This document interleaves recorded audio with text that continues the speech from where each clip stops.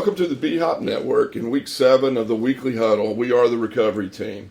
I'm Randy Grimes of the Tampa Bay Buccaneers, and this week we're going to talk about Johnny Manziel. We're going to talk about relapse, what he went through. Was it a relapse? What do you call it? Do you call it a hiccup? I can't wait till we talk about that. But we're also going to talk about last week's games and this week's games. To my right, Vance. Talk to me about your game, about your Denver game. You know what? I was so excited about this game, and I was a little worried about Mr. Oden over there. And I also wasn't going to show up if we had lost the ball game. But if you go back and take a look at last week's a talk that we had, I spoke about the Broncos and how since 1991 we've always had a tough time with the Cleveland Browns. I even mentioned that we went into overtime on occasion. And I think because Cleveland had a great game the week before, they were really excited. They also wanted to try to beat a team that was undefeated.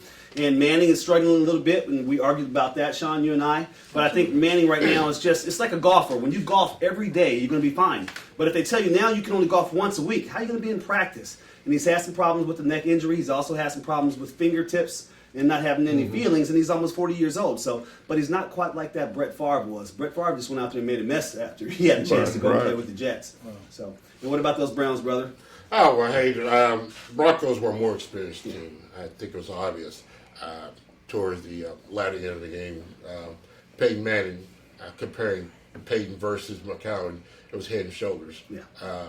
McCown made some very crucial mistakes that cost really Cleveland the game, not mentioning the head coach going for two when he should have kicked the extra point. So there were a lot of mistakes made, but by far the Broncos showed that they were a better team. But you can almost chalk it up as a Cleveland win because now they played against a team that was undefeated. And the Broncos right now in the locker room are having a lot of problems with, the confidence in Peyton Manning. Now, visibly, you could see some of the receivers when he was throwing the balls, they were dropping passes that they shouldn't have even dropped. But I think that's because they're not expecting Manning to do the things that he used to do last year. So I'm a little worried about after what's going to happen when we come back from this break.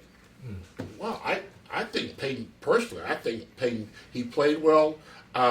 When it was time for him to make the big plays, he did. Yeah. He did. And I was sharing earlier, right now, I would, except for Tom Brady and Mr. Rogers of the Packers, I would take Peyton over any of them, except those two. Wow. And I thought he looked good. I mean, the old man still moves around good. I mean, he's not graceful. It's not a thing of beauty back there, but he gets it done. And I tell you what. I think it's still an adjustment that he's making. I mean, we're used to seeing him run that coach offense with such, accuracy and such, poise, and now he's in a new system. So I think there's still an adjustment that has to be made. He's kind of gotten out his natural realm of things.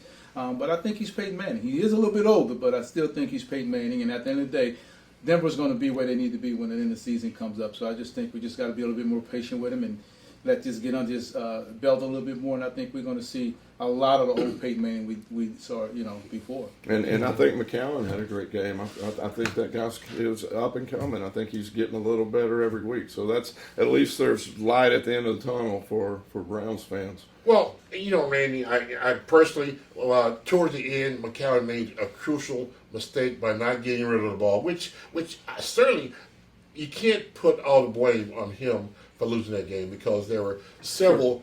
Well, they went for they went for the 2 points instead of the extra point. Exactly, which was crucial.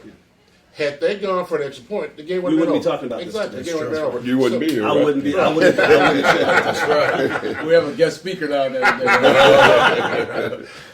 Well, how about those Jets? Well, once again, we showed up. We beat the Redskins. It was a tough part game. And now we got a tough game coming up this week, which is going to really be a test for us.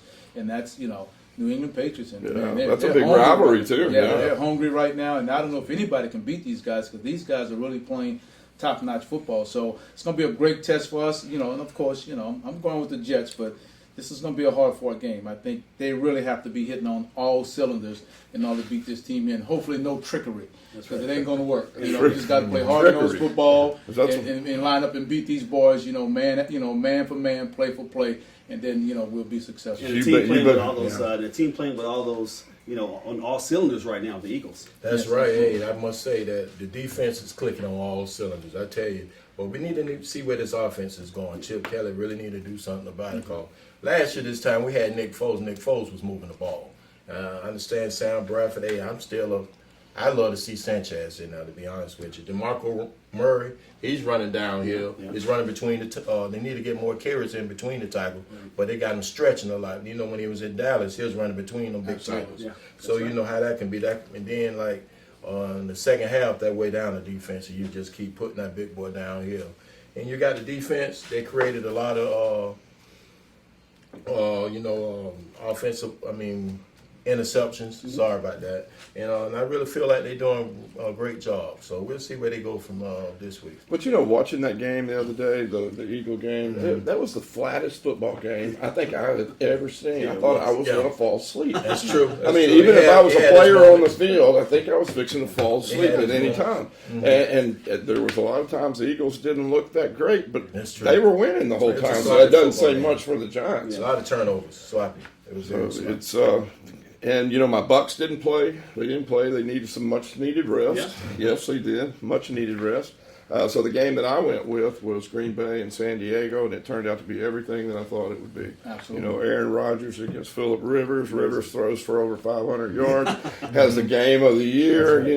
Breaks all kinds of records, and they still lose. Still lose the game. That's right. They still lose the game, but it was a great football game, and I love it when two quarterbacks get together, and that's the kind of game it is. Like, all the Tom Brady, Peyton Manning games, and Brett Favre, and all that. All the great quarterbacks that play each other. Yeah, but you got to like Rivers, man. This guy has a linebacker mentality. Yes, Yes, he does. does. And he's a aggressive. leader. He's a Yeah, leader. passion, Yeah, too. he's aggressive, man, and you can He see is the passion. This aggressive. guy, I would hate to see somebody catch an interception because I could just see him going smacking him, man. He has that mentality, he has that fight mentality as a quarterback, and you don't see that often. But this guy is a real competitor, man, and he will play to the end. And this is what I like about this guy. You gotta love to watch this guy play because he brings such intensity to the quarterback position that I've never seen before. So, and I think that's what keeps that Charger team going because he has so much intensity at quarterback that he keeps that team up and ready to go. And it helps that Gates back also. And I've said it a million times. As an offensive lineman, that's what I want to come back and see in the huddle. I want to see somebody in charge.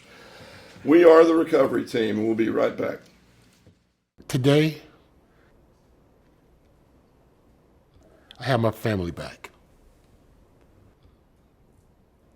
Today, my father calls me his son again. Today, I can say I love you, Pop, and he'll say I love you back. That's a good feeling. Welcome back, and we want to talk about Johnny Football and his recent dealings in the news. Was it a relapse? Was it a hiccup? Whatever you want to call it. I'm glad you looked at me, Randy, because honestly, I've only been sober for 24 months. And if I drank a beer, would you call that a relapse? Absolutely. Absolutely, because you know what's coming from that. There's going to be a lot more of, I drank that beer and I ended up being okay for a week, for maybe a couple of weeks. And I'm almost losing my breath because it reminds me of what happened to me because I got in trouble. I got pulled over and I did not go to jail. And it wasn't until I was almost 50 years old before I even entered into a rehab facility. So there has to be something done now with this guy before it's too late. I mean, he came out doing this when he first got into the NFL, and you knew that the guy obviously wasn't, going straight and narrow. This guy needs to get some help. He needs to understand that when you go to a rehab facility, when you get out, you have to continue the program. And I'm hoping because of this, someone steps up, like us, the rehab team, and maybe reach out to these guys so we can let them know, listen, maybe just like they do with police officers and firemen where they have meetings for professionals, it could be something that's private, but the athletes need to get into a facility where they're going to have a chance to be together, talk about the problems off the field, talk about addiction, and be role models to these kids out there. So let me ask you a question. So at what point does the NFL step in now, and what do they do about a situation like this? Is there some fine or some punishment that's forthcoming because of this incident? That's the question that has to be asked. As I talk to some of the guys at the men's facility, I ask these guys all the time, and a lot of, I get a lot of feedback, and these guys, their jobs are sending them there. Yeah. And the good thing about that, they're getting that support, and they feel good because their jobs are still in place when they go to rehab. So can the NFL do something to let these guys know, hey, if you have an issue, bring it forth. Your job is still here. We're still going to support you. And I think maybe if we do that, if the NFL does that, then you don't have so many guys afraid to come out and say, hey, I do have a drinking problem or, or a drug problem. I think, once again, these guys have to feel like their jobs are going to be in place. Well, he's the youngest one here. Let's ask him. You're the youngest one here. What would have happened if they would have said, listen, we know you have a problem, Chris. We want you to start going to this meeting. Would you be worried about your job, and or would you even volunteer the fact that maybe you've been struggling with alcoholism? Well, that's a good question. I see that myself. I think I will continue the meetings because I know that in his situation, you see that his girlfriend is a trigger. It seems that way. I would think that if I went to rehab and you're supposed to be someone that be supporting me, you won't be drinking with me. Right. For one, and then for two, what I'm gonna think of my teammates now. I seen that I was getting a little bit of confidence back in them. They getting in me, I should say, in the organization, and now this don't happen. Well, and a relapse starts way before you pick it up. Yep. I mean, it starts with behavior. It starts with the people that you associate with. These are the kind of things that he learned. He was given the tools when he was in treatment. Now it's up to him to put those tools to work. I'm sure he's had every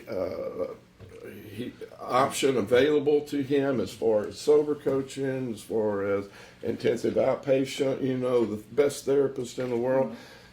It comes a point where Johnny's going to have to do what Johnny has to do to stay sober. And that means structure, that means accountability, and I'm sure he doesn't like it. He never has. So this is probably the best thing that ever happened to him. He's always wanted to, Johnny's always been able to do what Johnny wanted to do. And I'm sure it's hard for him to live within the confines of structure and accountability. But that's what it takes. It takes program, it takes a sponsor, it takes working the steps. Everything that has been successful for millions of other people through the program is going to work for him. But he's got to be open enough to let that happen and do the work. Everything you guys are saying is true, and I think what I would like to see the NFL do, and I don't know if this is possible, treat this addiction thing just like they treat the concussion thing now. Take a player, you go assess him. If the player's that problem, you take that next step in saying, okay, we're going to have to keep you out a couple of games, or we're going to have to do this, or we're going to have to do that. Treat it with that same urgency now that they've gotten on board because they see the long-term effect of these concussions in players. So let's do the same thing with the addiction because there is a long-term effect with addiction. It can be for the rest of your life, and it is for the rest of your life, even recovery, as you guys know. Recovery is for the rest of your life. So I think I like to see the NFL take a proactive approach to this whole thing with this addiction. And I think, make these players feel secure about their jobs, make them feel like, you can come to us. There has to be that level of trust with these players for them to come out. I think we saw it with CeCe Sebastian. He felt that trust in his organization, and he stepped out and he told them, this is what I want to do. And I think that's what these guys need to do. This is what the NFL needs to do in being proactive and getting these guys that secure mindset that they need to keep their jobs in place. But there comes a time when you have to draw a line. If you're an NFL team or owner, you have to draw a line. And just to reiterate what Randy was saying about Johnny has to want this. No one can do this except Johnny. Yeah. He's been in treatment. First of all, when he got out of treatment, he knows the places and people that he shouldn't be going and hanging around with. Yes. So you have to put responsibility on Johnny. He's not a kid. Mm-hmm. I'm sober because I want to be sober. I was tired of the misery and pain. The NFL team can't babysit this guy. There comes a time when you have to take responsibility. If it takes them releasing him from his job, so be it. One of the things that nobody's talking about is the domestic abuse aspect of this whole thing with Johnny Football. You're absolutely right, Randy. Because you've seen that the NFL took a big blow last year about the domestic abuse, and it's showing that it's evidence that the girl has been abused by him from drinking. And you know what happened with the Ray Rice incident? It was always alcohol involved. And speaking of Ray Rice, and I have a little history, and if you go back 20 plus years with me, I had a problem with domestic issues. And honestly, alcohol always made it even escalate. Right. And unfortunately, people start saying, are you just an abusive person? And they say, well, what else is going on inside the house? And I think drugs and alcohol are a large part of that. And look at Johnny Manziel. He got pulled over. He had been drinking. His girlfriend had been drinking.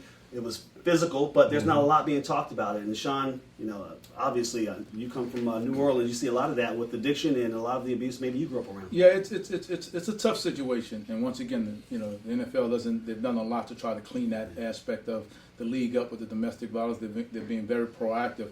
I'm just wondering why we haven't heard much about this segment, going forth with the news and even on the sports show this weekend. There wasn't a whole lot said about it. So I think in the weeks to come, maybe let's see what's going to be done about it. And maybe they're investigating before they put it out there. I think that's maybe what they're doing. They're maybe doing a little homework and going behind the scenes to see what really happened. Because, they got kind of stung a little bit with the Ray Rice thing because this young lady actually provoked Ray Rice. So they probably want to see at what part did she have to play. Now, there's not an excuse for any of it, for him putting his hand on any woman at any given time. But once again, we got to see what triggered that, if there was abuse involved. So let's just wait and see what the final outcome of it is. Alcohol triggered. Alcohol. It feels like an alcohol. You know what triggered it. Sounds There like you go. We got our answer. It sounds like he relapsed. Absolutely. Exactly what So it how was. you think they feeling about the locker room about it? The locker room in Cleveland, I think, is probably right now, they're more concerned about winning than what's going on with Johnny's personal life. And you know what? They all know what's going on. But right now, there are so many problems at Cleveland, especially in terms of winning, that I guarantee a lot of veterans are saying, hey, look, this is a personal problem, deal with it. We want to win. We want to win. Man football. up. Man up. Exactly, Randy. Man up. We want to win football games. You handle your personal life, but you're here, hopefully, to help us win football games, which he hasn't done. So I personally, I think the players are done with Johnny Manziel. They've had enough of his antics. Well, the Dankshire don't want it brought in the locker room, and that's what's happening now. So you're right. Even more so, it's time for Johnny football to man up. You're right, Randy. We are the recovery team, and we'll be right back. Behavioral Health of the Palm Beaches Recovery Center for Men provides quality, evidence-based treatment to men battling addiction. Offering medical detox, expert counseling from licensed clinical therapists, and activity-based therapies, we help men overcome their addiction and rebuild their lives. We understand the unique substance abuse issues that men face and are ready to help you take your life back. Visit rehabformen.com to get your fresh start. Welcome back, and we're the recovery team, and we want to talk about this week's games. We want to talk about the Jets, who they're playing this week. What's going on with them? We're playing the New England Patriots once again. This is one of those old rivalries right there. We're coming off a win with the Washington Redskins, so it's going to be a good game, hard-fought game. I think the guys are going to have to line up every play, every down, and give their best to beat this team. I mean, the Patriots are just playing wonderful football. They're hitting on all cylinders here. So to beat these guys here, you got to line up. It's blue-collar football now. It's man-on-man. It's play-by-play, and it's going to be the best man winning. I think that's going to determine this game. So hopefully there's no trickery on our part because you just can't do that with Belichick. So once again, I just hope if we come out and we play hard-nosed football, we have a chance to beat these guys. I'm picking the Jets. That's a great rivalry too. I love all the smack that's talked between Jets and Boston people, and right. I got to tell you, man, they better bring some trickery because that's what it's going to take to beat. It's going to be the Patriots. How about the Browns? This week the Browns are playing the St. Louis Rams at St. Louis. Again, I hate saying this, but I feel as though the Rams will beat them. I respect Jeff Fisher. He's a heck of a coach, and now they have a great defensive line who puts pressure on the passer. And not to mention that great running back that they have. And right now, Cleveland, they're in the tubes. And in St. Louis, they've been playing good ball. So my prediction is the Rams win this ball game. Well, and my beloved Tampa Bay Buccaneers will be going to the Redskins. That's going to be a tough game for both teams. They both have to win, but I'm going to go with my Buccaneers. Right. They're my team. That's a toss-up. And no, it's not. No, it's not. It's not a toss-up. It's not even close. They're going to win that game in Washington. I've got all the confidence in the world in them. And what's our game of the week? The game of the week is going to be the Eagles and the Panthers. And the Eagles are playing really well right now, but the Panthers are flying high. Right. Speaking of flying, actually. Cam is on fire. Cam is on fire, and the guy is he's out there doing it. I was looking through their roster, and they hardly have any receivers and no one that really has a name. But he brings confidence to the team. He's a winner, unlike a Johnny Manziel. And so I think I'm really going to look at the Panthers right now as a Cinderella team, and they're going to win this game. Sorry, brother. Can I say one thing before you get started? I know you got a lot to say too, but you know what? I've met Cam a few times. What an impressive kid. I mean, and not only just his intelligence and his personality, but physically, he is an impressive person. He looks like a left tackle. Yeah. You know, this kid is huge, and he's so mobile. And I think he gets smarter every year. He gets, you know, he learns the game a little more. So In the Bible, they I'm call so him a impressed with Nephilim. They call him. him a Nephilim. You know about that one. Well, I understand that, but my Eagles we gonna smack him around. I really Oh, say yeah. so. We gonna smack him around. We gonna if we contain, we should have no problem. You gotta with this catch win. him first. We should go. We play pretty good on away games, and I think we're gonna step up. We contain them, like I was saying, and we get the football to DeMarco Murray, let him run downhill. I think it'll be a close game. Don't get me wrong. It'll be a close game, but I think the Eagles will pull it off. You don't look too confident But about I that. think I tell you the importance of this game. What I like about Cam, he's to the Panthers what Rivers is to the Chargers. Oh. I think he's that type of guy. He wears, he carries that team on his back. He has that mentality. Like Randy said, he's a big guy, man. He can line up at linebacker, probably on the offensive line or defensive line. So I think he's the man. He carries that mantle just like Rivers does for the Chargers. So I think at the end of the day, it's his play, it's his motivation, his tenacity that gets this team up, and this is what makes this team play and be successful. So, I've been going against you pretty often, man. I'm going to have to go against you again. So I'm going to go with the Panthers this week. Hey, we like the odds. Well, that's it for this week's show. You know, this is. Where's my pick? What do you What's pick? going on here? We can't do What's going on Rocky here? that way. Oh, I was trying to save you. I was trying to save you. No, We gotta get. He's worried about them Browns. Don't worry about the Browns over there. Well, in this game, I'm going to Philadelphia. Oh, my man. Philadelphia has one of the best pass rush in the NFL. That's right, Cox. Without bar none. They have one of the best pass rush, and I think that they're going to put pressure on Cam. Yep. They're going to put pressure on him. He gets frustrated. And he will start making mistakes. He can't run out of the pocket because they're going to have him surrounded. So my pick is the Philadelphia Eagles. Awesome. Okay. Well, as always, we don't want to end the show without saying if you know of anybody that's sick and suffering with this disease of addiction, give us a call. We all have Facebook pages. Vance, Chris, me, Matt, Sean, we all have Facebook pages. Or you can get in touch with us at bhpalmbeach.com, or you can go to Athletes in Recovery. But we're here for you. There is hope. We can help. We are the recovery team.